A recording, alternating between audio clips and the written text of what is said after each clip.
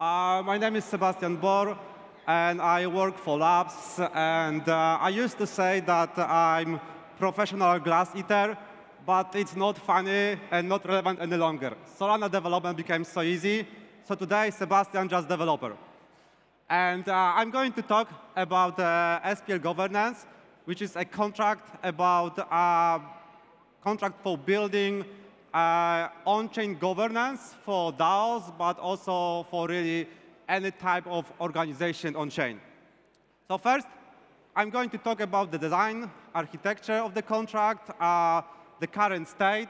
But in the second part, I'm going to talk about the road ahead and the interesting projects that we are working on and that I'm really like, want to unleash to the world. All right.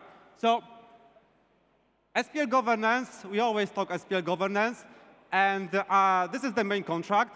It is DAO or organization type, asset type, and governance type agnostic. It means it's like Lego blocks that you can take and choose the ones you want to build the type of organization you want, the type of assets you want to manage, and the type of governance, right? So it's not prescriptive. You can choose this, whatever you want, and build the organization you need.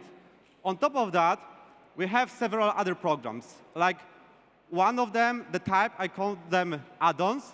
So add-ons, like the SPL governance chat, is a program that SPL governance knows nothing about, but the SPL governance still can use the governance rules, your proposals to create comments on that, but it will respect your roles, right? So you can only comment on the proposal when you're a DAO member, and it knows all of that. The other type of programs, I call them add-ins or plugins. So those are the programs that SPL governance knows about it and has like defined interface how to work with them. And for those programs, we have a governance program library.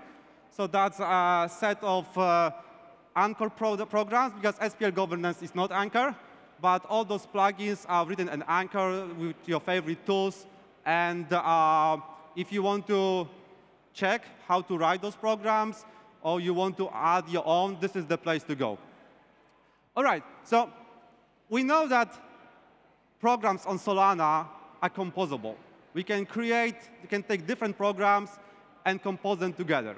But usually, the way it happens is you have to do CPI calls, you need developer skills. But if you add the magic ingredient, which is governance, on-chain governance, a magic happens. Because this is what I call plug-and-play architecture. It allows you to compose higher-order products from other programs. And this is the architecture we use extensively for SPL governance and for DAO tooling. But I think this is something that really not enough explored on Solana.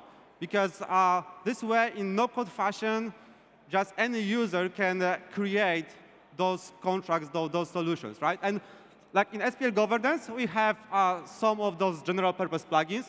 This is what everybody can use. And one of them is voter stake registry, sometimes known as Mango Locker, because this is what has been developed by Mango. And it allows you to create these vested escrow tokens. So in order to get the governance power, you have to lock your tokens. The more you lock, the more governance power you get, right? So the idea is, if you lock your tokens for 4 years, it means you have skin in the game, which means you are unlikely to really harm the DAO or do something which would harm it, right? Then we have NFT voter plugin. NFT voter plugin allows you to use your NFTs as governance power. By default, the configuration is you have one NFT, one vote, but really you can modify it. You can have multiple NFTs. And something interesting that has been recently released is the Raindrops protocol, because Raindrops protocol puts the trades on chain. That means that we can create and design governance structure where you can get extra roles, extra governance power based on the trades of your NFT.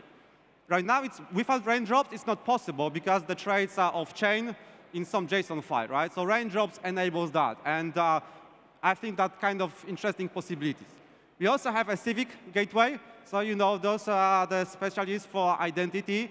And if you want to make sure that your DAO members are humans, if you want to make sure that your DAO members vote, they are unique, this is the same person cannot try to vote multiple times and do Sybil attack, this is what you can use the Civic Gateway plugin. The interesting thing about the plugins in general and the Gateway one in particular is that you can compose them. You can use NFT voter with the Civic Gateway plugin, right? So you can say, you can vote with your NFTs, but you also have to be a human, right? Or you can vote with NFTs, but you cannot vote multiple times, right? So all those interesting options are possible. And of course, on top of that, you can create custom plugins. And the custom plugins is just your Rust skills and imagination, and you can do whatever you want. And we have plugins built by unique venture clubs with extra roles and permissions from PIFs, from Serum, from Jet. And actually, I just learned this morning I should add helium on this slide. I think this is super cool. They told me that once they're done with the plugin, I won't recognize my baby. Bring it on. I want to see it. All right. So the current state. What we have on mainnet is version v3. v3 is the next release. You can see it has been audited by Otter Security. It's ready to go. The only reason it is not on mainnet yet is because we don't have all those features in the UI, and this is why we are waiting for this. But some of the DAOs, like Serum, they already released and using that version. This is something important to remember, that SPL governance can be, you can use the default instance, but really what I encourage you is to use your custom instance, because this way the DAO really, or the organization owns the contract. And when you ask Max from Mango, he says that the contract is like constitution for the DAO, right? So it shouldn't be managed constitution by anybody else, but just the DAO member. So I think that's the best way to go. And if you really looking for any of those features for your DAO, that can be deployed. It's ready to go. And some of the interesting features that in v3 is the council governance plugin. So the plugins before were only possible to customize the governance structure for the community, but now you can do the same for the councils. And this is kind of interesting because you can do, right? You can create something like elections, or like somebody had an idea to pick the council members randomly from the community and then kick them off randomly as well. So you kind of like those interesting governance solutions that you can create. Also, now we support something which is called membership tokens. It means that whenever you are a member of the council or community, you can get those tokens which cannot be transferred, and also the DAO can revoke. In the current version, in v2, that's not possible. And the only way for members to leave a DAO or leave the council is they have to burn the council tokens themselves, right? So that's super cool. Another thing about the councils is the council, like the idea of the council was always to protect the DAO at inception, because being a DAO on-chain organization is not a state, it's a process, and the process that you really have to think about it. And the idea of the council is to protect it, right? Because when you start the DAO, you don't know what's your community, what kind of governance structure you need, and you have to be very careful, and the council allows you to protect that.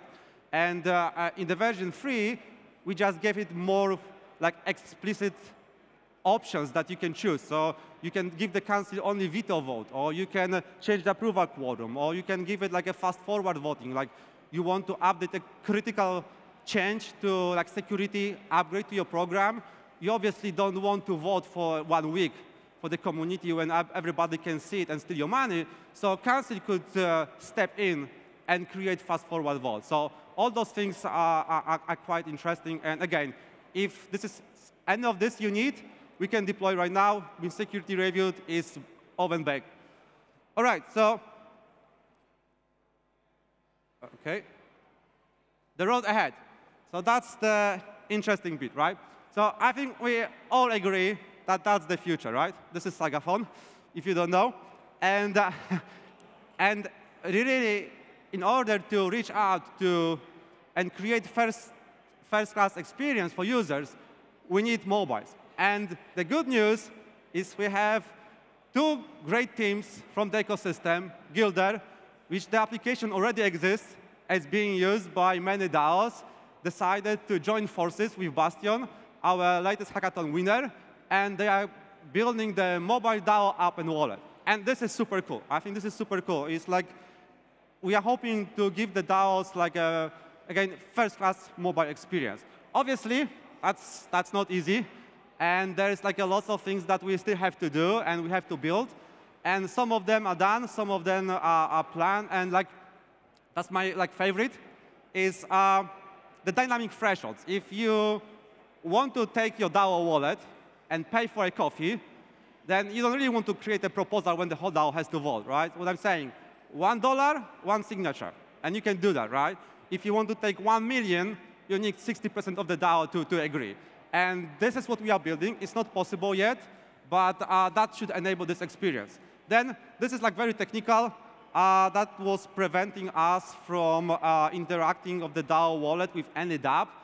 Yeah, this is like a Solana specific that when you create a new account, you create this ephemeral accounts where you create it for a very short of time, you sign the transaction with it, and then you dispose it. And obviously, it works with normal dApps, but with proposals, it won't, because the proposal is like set in the stone. You cannot change that. And that was like a recent great PR by Guillermo from PIF. He figured it out. And this is like really, really good news, if you know what I'm talking about, that now we can create any number of those. So we can create any number of dynamic accounts in a proposal. This is super cool. And the next one is also PR is ready. Because yes, if you need one signature to buy a coffee, that's great, right? But what happens if you do this like 1 million times, right? For you, it's good. You have 1 million coffees, but not so good for DAO. And what the programmatic signatories option gives you is it allows you to create contracts which can validate the proposal. So you can create things like spending limit for individual person in the DAO, or you can create a spending limit for the whole DAO, for the whole treasury. So for example, yes, you can pay from the DAO treasury for a coffee, but let's say no more than once a day, right? Too restrictive for me, but I don't know. OK, so the next thing, Grape. Lighthouse, we know that currently the main model for governance is based on tokens, right? But it's not quite right. Because it means that whales have more votes. And the more tokens, the more money, the more wealthy you are, the more you can say. And we need a better way. We kind of don't know what's the better way. And I call this Grape formula. Because if anybody is going to figure it out, it's going to be Grape. I believe in them. And together with Lighthouse, they are building this reputation and membership tokens, which can be through a plugin, can be used for additional governance. And that will be another plugin. And it's extremely hard, extremely hard. So we had a very great workshop yesterday where we discussed different ideas and different options. So I'm very optimistic it can be done. And Grape is going to do it. All right, Civic. If you're talking about digital IDs or any digital identity, those are the guys you have to talk to. And we know we can have our own ID, digital IDs for us personally. But if we can have an organization, shouldn't that organization also have identity? And we are doing just like that. We are adding an option for digital IDs for DAOs. So they will have digital identity. So I mean, if you know what I'm talking about, normal pull request to add an icon to your DAO, normal pull request to add description, because all of that can be captured in the digital ID of your DAO. The next thing, it's we all want to have digital IDs, DAOs, we as people. But what if you lose them? I mean, aren't you afraid? When I talk to most of my friends who are not crypto, they say, I want a credit card. If I lose my credit card, I call my bank, and I get the credit card back, right? I'm not losing all my money. And now, how we can do that? But how does it work? We just trust some random unknown people in the bank, they are going to verify and return the credit card to us, not to somebody else. And using Civic, you can actually replicate the same mechanism on chain. The idea is that you can create your social recovery DAO, which is like your friends, your family, and whenever you lose your ID, you just ask them to vouch for you and get it back. I think that's super cool. And you can see the screenshot. It's already available, and I think you can use it, right? All soon.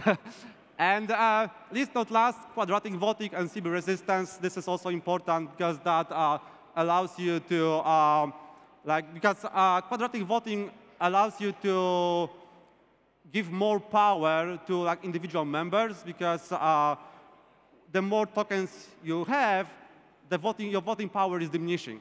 And obviously, that's nice, but if you cannot prevent similar resistant attacks when multiple people prevent to be the same, then it's useless. So Civic solves both problems. There's like PR pending for quadratic voting, and also CB resistance is supported by the Civic plugin. All right, so community projects. I really love working with the community. And if you don't know, Mango was the original DAO that launched on Solana, on this DAO tooling. If you saw Anatoly's presentation, that was like the one DAO on August last year. That was Mango. We launched with them, and really, Realms, SPL governance wouldn't have existed without them. That was, big shout out to Mango for help, and they're still working with us. The interesting thing we are working with them is governance rewards. Where the idea is that you can, when you participate with the governance, you should be rewarded for that. And there is a contract that allows you to create that distribution. But also, we have now Marinade. I think probably you know them. Usually what they do, they cook some steak pools or something like that, right? I don't remember. But now we work with them on more governance structures. And something that's very important is aggregated delegation. We know that governance is a chore. People don't want to participate. The participation is usually low. And SPL governance supports delegation, but this is like one-to-one. So it's usually used for hot wallets. So you don't have to keep or vote or participate with governance with your ledger. You can delegate to your hot wallet, and then you can do everything with that hot wallet. Obviously, 100 people can delegate to the same person, but if that person votes, then that means you have to cast the vote 100 times. That's not really efficient. And this is what Marinade is working on, is this aggregated delegation, where you can delegate to one person, and then that person votes and represents all the others with that governance power. So we're hoping that we should make governance much easier. But that's not all. Marinade is also helping us with new voting systems, with weighted votes and gauges and conviction voting. So conviction voting is kind of interesting because there is no time boxing. So you just specify your preference, and you keep it like that. And the more you are convinced this is the preference, how the time passes, the more important your decision becomes. But also, if you change your mind, you lose everything, right? So it's kind of interesting type of governance, because it's less work. Because if you're really convinced that something should be done that way, you can just cast your vote and leave it like that forever, and your weight grows. But also, it shows that you really, really have to believe in something to vote like that. So lots of interesting stuff. And last but not least, I think we know that governance is not easy. It's not easy to manage large organizations. And what we think the solution is divide and conquer. And what I'm showing you is divide and conquer with squads. So the idea is that instead of voting or using the whole DAO every time for every vote, we create those pockets of authority. And those pockets of authority can then manage themselves. And you can already do this with multi-sigs. But what's really important is the mesh protocol from squads, because it allows you to create any type of organization structure. And most important thing, that the DAO remains authority over the structure. So some, like those multi-sigs and smaller teams don't behave, the DAO has authority to change that, to change member. And that hopefully should solve the problem of participations and making DAOs more efficient. OK, so that's all from me. That's the QR code to our Discord server. If you have any questions, technical questions, please join. I'm usually hanging there and happy to answer any questions. Or if there are any questions right now, we are already like 2 minutes over time, but I think that's the last session. We can afford it. All right? Thank you, guys.